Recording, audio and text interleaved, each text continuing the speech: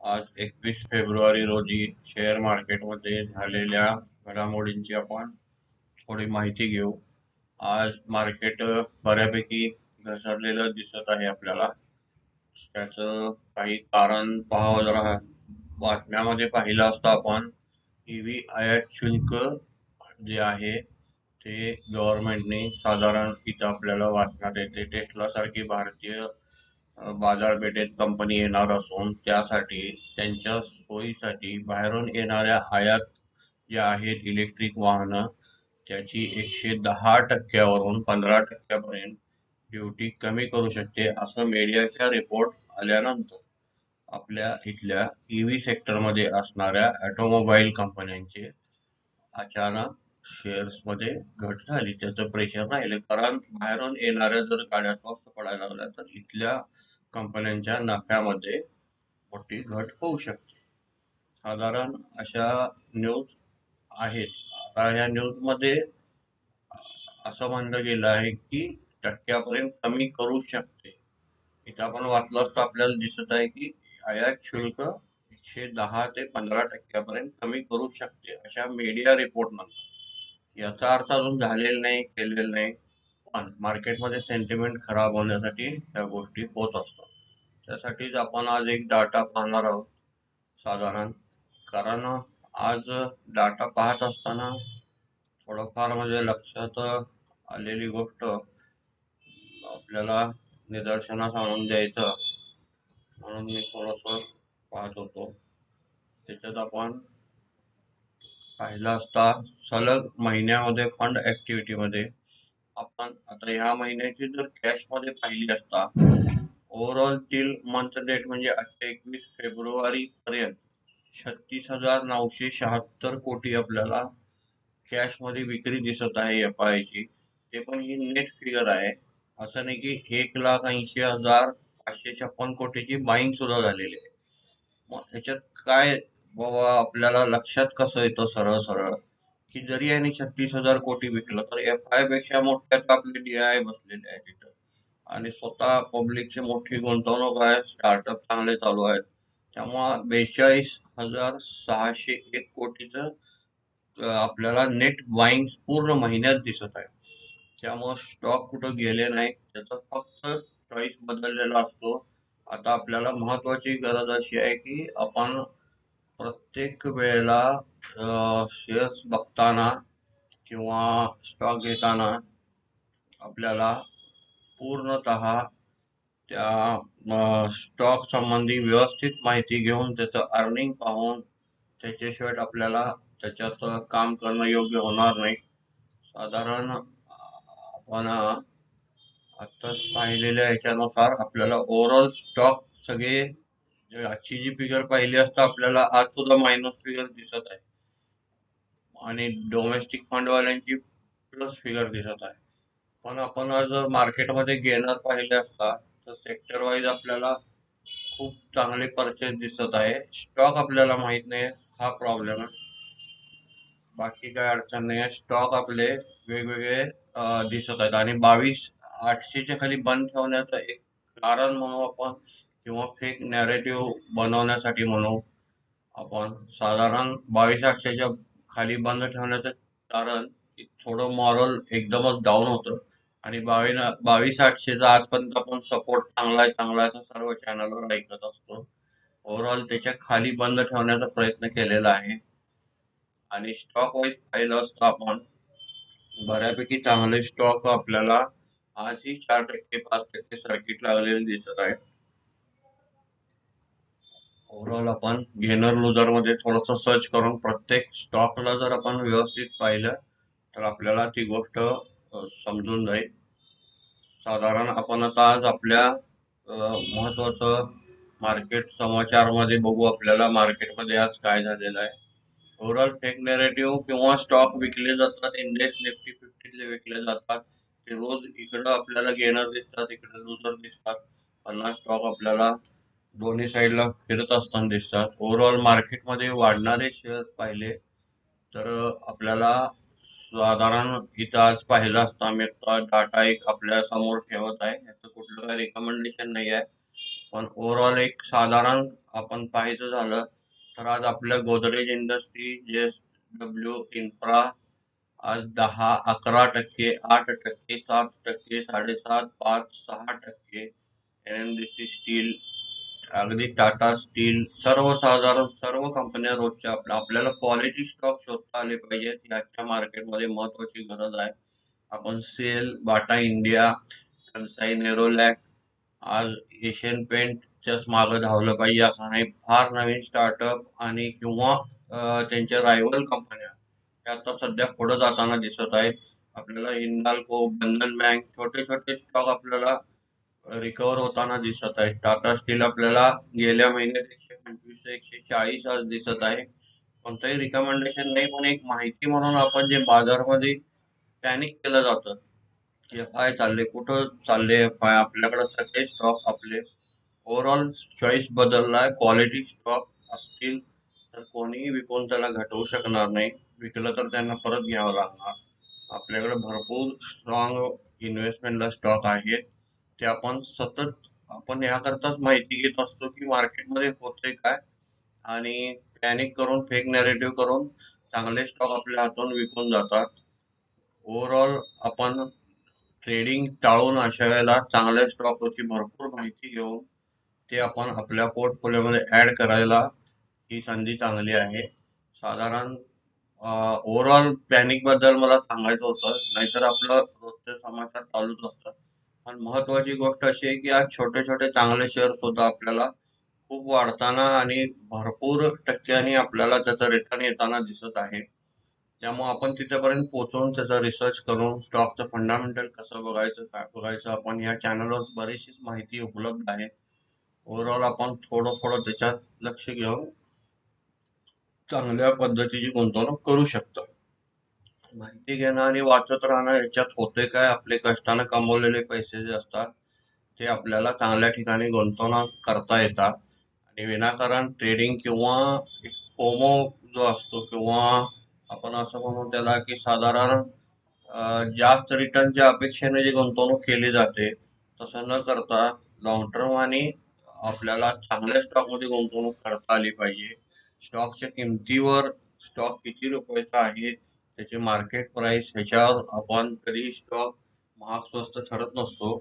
त्यासाठी अर्निंग असतात, P ratio असतात, EPS असतात, सर्व आपल्याला व्यवस्थित बघावं लागतं. आणि ते आपण बघून आपापल्या तज्ञांचा सल्ला घेऊन ओव्हरऑल सगळी आपण माहिती थोडीफार जितकी जमेल तितकी शेअर करत असतो. आपण मागचे जाऊन व्हिडिओ बघितले तर आपल्याला बरीचशीच माहिती याच्यातून मिळून जाईल. दुसरं पाहिलं असता आज आपलं नेहमीप्रमाणे सेन्सेक्स पाहिला असता 424.90 अंकांनी घटून 75,311.6 अंकाने बंद झालेला आहे. निफ्टी 50 पाहिला असता आपण 22,795.90 अंकांनी बंद होऊन त्याच्यात 117.25 अंकाची घट झालेली आहे. बँक निफ्टी पाहिली असता आपण आज त्याच्यामध्ये 48,981.20 अंकाने बंद होऊन त्याच्यात 353.35 अंकाची घट झालेली आहे. आज आपण पाहिला असता इंडिया विक्स सुद्धा खाली आलेला आहे. व्होलॅटिलिटीचा जो इंडेक्स आहे तो, डॉलर इंडेक्स सुद्धा आपल्याला खाली दिसत आहे. US डॉलर सुद्धा 86.56 रुपये त्याची किंमत चालू आहे. तो सुद्धा 2-3 दिवस आपल्याला साधारण सलग पाहिला असता स्थिर आहे, 86-87च्या मध्ये आहे. डॉलर स्थिर झाला की मार्केट हे स्थिर व्हायला काय हरकत नाही. जाणून बुजून पॅनिक किंवा काय केलं जातं ह्याच्यात ट्रेड करणं फार धोक्याचं असतं. निदान नवीन माणसांना तर फार अवघड असतं. ओव्हरऑल पाहिलं असतं आपण आता गोल्ड मध्ये पाहिलं असतं आपल्याला 85,727. आज गोल्ड मध्ये थोडंफार आपल्याला तेजी थांबलेली दिसत आहे. गोल्डचा आजचा रेट 85,727 दाखवत असून त्याच्यात 297 अंकाची मामूली घट दिसत आहे. आणि क्रूड मध्ये आपण पाहिलं असतं कालचा अमेरिकेचा जो डाटा होता आपण काल पाहिला होता, तो क्रूडचा इन्व्हेंटरी आपल्याला एक्सेस आलेली आहे त्यांच्या फोरकास्ट पेक्षा. त्यामुळे क्रूड आज स्वस्त होताना दिसत आहे. हे मार्केटसाठी पॉझिटिव्ह गोष्ट आहे. मार्केटसाठी कोणताही निगेटिव्ह फॅक्टर नाही, फक्त प्रॉफिट बुकिंग, पॅनिक करणे आणि अनावादाने जे घेतलेले किंवा हाईप करत गेलेले जे स्टॉक आहेत त्यांची सगळ्यांची आता म्हणजे साधारण आपण असं म्हणू व्हॅल्यू बाईंग पर्यंतची खूप होती ती थोडी थोडी कमी होताना दिसत आहे. भले आपण निफ्टी किंवा इंडेक्स किती आहे बघण्यापेक्षा आपला पोर्टफोलिओ मध्ये हे जे आता आपण स्टॉक बघत आहोत हे सगळे आपल्या रोजच्या बघण्यातले स्टॉक आहेत. कोणतेही याच्यात नवीन स्टॉक नाही आहेत. पण आपण हे रिसर्च केलं पाहिजे स्वतः आणि कुठं त्या कंपन्यांमध्ये काय काय प्रॉब्लेम आहे काय नाही आहे हे स्वतः आपण पाहिलं असता आपल्याला व्यवस्थित त्याच्यात गुंतवणूक करायला मदत होईल. आज पुढं पाहिलं असतं आपण आता निफ्टी बीज वगैरे पाहिलं आपण आज आहे तिथं आहे फार मोठं काही घटत नाही आहे. मार्केट 100-200 पॉईंट हल्लं तरी कारण निफ्टीचे आपण रोज पाहत असतो की गेनर लुजर असतात. 50 निफ्टी मधलेच आज गेनर मध्ये थोडे इकडे असतात उद्या तिकडे असतात. ओव्हरऑल आपण पाहिलं असतं आज ॲटो स्टॉकच त्या ईव्हीची ती फक्त न्यूज आहे आणि नाही कोणती अजून त्याच्यावर आपल्याला अनाउन्समेंट किंवा काय आलेली आहे. पण अशा मार्केटमध्ये न्यूजमुळं फार मोठं नुकसान होण्याची शक्यता असते. त्यामुळं आपण थोडंसं कॉशियस राहून आपले जे पोझिशन साईज कमी ठेवला तर आपल्याला साधारण फार सोपं होऊन जातं. आज आपण बाकी माहितीमध्ये आज पाहू आपण इंडियन इंडायसेस मध्ये ग्लोबल मध्ये आज मार्केटमध्ये काय झाले. आपण जसं जिथं जे बातम्या येतील किंवा थोडंफार मार्केटला आपल्याला पॉझिटिव्ह काय हे नेहमी शोधत राहायला पाहिजे कारण आपण गुंतवणूक करणार आहे. आपण स्टॉक विकत नसतो. आपल्याला गुंतवणूक करायची असेल तर चांगले स्टॉक शोधत राहायला पाहिजे. आज डाव जोन्स आपल्याला अजूनही ओपन झालेले दिसत नाही आहे रिफ्रेश इथं पण ओव्हरऑल मायनस दिसत आहे. अमेरिकेच्या ज्या सतत होणाऱ्या घोषणा आहेत त्या घोषणा असं नाही की त्याचा सगळ्यांना तोटा आहे त्यांना स्वतःला सुद्धा हे तोटा फार मोठा होऊ शकतो. त्यामुळं फार काळ अशा गोष्टी काम करतील असं वाटत नाही आहे. आज युरोपियन मार्केट पाहिलं असता आपल्याला पॉझिटिव्ह दिसत आहे. गिफ्ट निफ्टी आपल्याला 13 पॉईंट प्लस दिसत आहे. ओव्हरऑल आपल्याला हँगसँग आपण ह्याचा सुद्धा एक व्हिडिओ बनवला होता. परदेशी गुंतवणूक आपण हँगसँग मध्ये कशी करायची तो सुद्धा या चॅनलवर व्हिडिओ अवेलेबल आहे. आपण ETF द्वारे आपल्या NSE मधून रीतसर कायदेशीर म्हणू आपण त्याला फॉरेन मार्केटमध्ये चांगल्या पद्धतीने गुंतवणूक करू शकतो. हँगसँग ETF आपण साधारण 350च्या आसपास पाहिला होता. आज त्याचे आपल्याला रेट वाढून 440 वगैरे झालेले दिसत आहे. ज्या देशात ज्या कंपन्या काम करतात त्यांचं आपल्याला इन्व्हेस्टमेंट करायला काय हरकत नाही आहे आणि ते इनलिगल नसून कायदेशीर आपल्या NSE एक्सचेंज मध्ये आपल्याला ETF द्वारे करता येईल. त्याचा व्हिडिओ या चॅनलवर उपलब्ध आहे. आपण जाऊन बघू शकता आणि काही नाही आपल्याला थोडं समजलं तर माहिती विचारू शकता. ओव्हरऑल ग्लोबल मार्केट पाहून झालेलं आपलं. आता आपण सेक्टरल एनालिसिस मध्ये जाऊ. आज कोणत्या सेक्टरला फायदा झालेला आहे. ॲटो सेक्टर आपण या न्यूज प्रमाणे आज आपल्या लक्षात आलेलं आहे. त्यामुळे निफ्टी ॲटो मध्ये 569 अंकाची घट झालेली आहे. निफ्टी IT मध्ये आपण पाहू त्याच्यामध्ये 321 अंकाची घट झालेली आहे. निफ्टी PSU मध्ये पाहिलं असता 81 अंकाची घट झालेली आहे. निफ्टी फायनान्शियल सर्व्हिसेस मध्ये पाहिलं असता 107 अंकाची घट झालेली आहे. निफ्टी फार्मा सेक्टर मध्ये पाहिलं असता 400 अंकाची घट झालेली आहे. निफ्टी FMCG सेक्टर मध्ये पाहिलं असता 239 अंकाची घट झालेली आहे. निफ्टी मेटल मध्ये पाहिलं असता आपल्याला 86 अंकाची वाढ झालेली दिसत आहे. अगेन आपण नेहमी पाहत असतो निफ्टी गेनर लुजर मध्ये सतत आपल्याला मेटल स्टॉक तरीही ट्रम्प यांची ड्युटीची जी आपल्याला अनाउन्समेंट होती ड्युटी अल्युमिनियम आणि स्टीलवर वाढवणार त्याला आपल्या स्टॉकनी अजिबात दाद दिलेली नाही आहे. इंडियन कंपन्या उलट आपल्या चांगल्या स्ट्रॉंग आहेत आणि सतत ग्रो करताना दिसत आहेत. त्यामुळं त्यांचं ओन काम आणि स्वतः कंपनीचं काम त्याचे अर्निंग हे काम करत असतं. घोषणा न्यूज हे फक्त मार्केटला अप डाऊन करण्यापुरतं काम करतं. साधारण निफ्टी रियालिटी पाहिली असता आपल्याला 10 अंकाची घट झालेली दिसत आहे. निफ्टी मीडियामध्ये पाहिलं असता आपण आपल्याला 17 अंकाची घट झालेली दिसत आहे. निफ्टी एनर्जी पाहिली असता 177 अंकाची आपल्याला घट दिसत आहे. निफ्टी प्रायव्हेट बँक मध्ये पाहिलं असता आपण आपल्याला 182 अंकाची आपल्याला घट झालेली दिसत आहे. आता स्टॉक इंडिव्हिज्युअल चालत आहेत, इंडेक्स किंवा सेन्सेक्स वर काम होत नाही आहे. साधारण निफ्टी इन्फ्रा पाहिलं असता आपल्याला 41 अंकाची घट झालेली दिसत आहे. आज आपण ग्लोबल मार्केट इंडायसेस बघितले, सेक्टरल मार्केट बघितलं, क्रूड गोल्ड पाहिलेलं आहे. आता एफ आय डाटा आपण थोडा पाहू.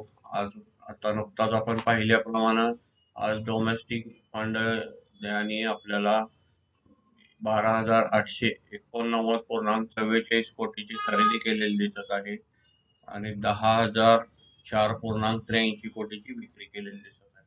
आज आपण पाहिलं असता 2,884.61 कोटीची नेट खरेदी केलेली दिसत आहे. आपण आज फॉरेन इन्स्टिट्यूटचे फिगर पाहू, त्याच्यामध्ये आपल्याला 10,144.33 कोटीची आपल्याला खरेदी केलेली दिसत आहे. ओव्हरऑल आता ही 10,000 कोटीची खरेदी ही कॅश मधली दिसत आहे. असं नाही की सगळंच विकून जायला लागले, त्यामुळे फार मोठं फेक नॅरेटिव्ह आता न्यूज कोर्टला पण आपण उघडलं तर एफ आय सेल आउट करून जातात, निधी बाहेर चालला, अशा वेगवेगळ्या प्रत्येक ह्याच्यावर आपल्याला ह्या अशा न्यूज दिसत असतात. साधारण ह्या न्यूज मुळे होतं काय, आपण पॅनिक होऊन स्टॉक सोडत असतो. चांगल्या स्टॉकला काही होत नसतं, कंपन्या काम करत असतात. साधारण आपण एफ आय मध्ये पाहिलं असतं, त्यांनी आज 13,593.48 कोटीची विक्री केलेली आहे.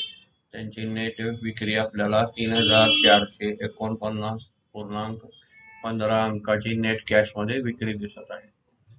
ओव्हरऑल पाहिलं असता आता आपण फंड ऍक्टिव्हिटी ह्याच्यामध्ये पाहू. इंडेक्स फ्युचर मध्ये निफ्टी 50चे आपल्याला इंडेक्स मध्ये 809.74 कोटीची परचेस केलेली दिसत आहे, नेट खरेदी केलेली दिसत आहे. निफ्टी बँक मध्ये पाहिलं असता 562.34 कोटीची नेट विक्री केलेली दिसत आहे. निफ्टी फायनान्शियल सर्व्हिसेस मध्ये पाहिलं असता 1.70 कोटीची नेट विक्री केलेली दिसत आहे. निफ्टी मिड कॅप सिलेक्ट मध्ये पाहिलं असता आपण 216.97 कोटीची नेट विक्री केलेली दिसत आहे. निफ्टी नेक्स्ट 50 मध्ये पाहिलं असता 10.39 कोटीची नेट विक्री केलेली दिसते.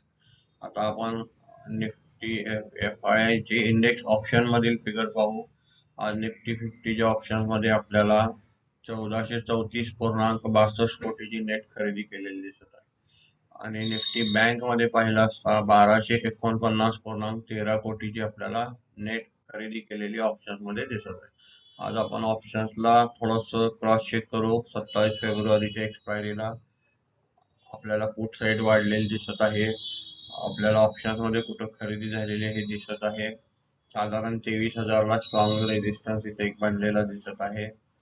त्याच्या इथं आपल्याला 22,900ला एक दिसत आहे आणि आपल्याला 23,100ला एक दिसत आहे. साधारण आपल्याला येणारे, आता काल नुकतीच एक्सपायरी झाल्यामुळं आज नवीन सपोर्ट बनत आहे.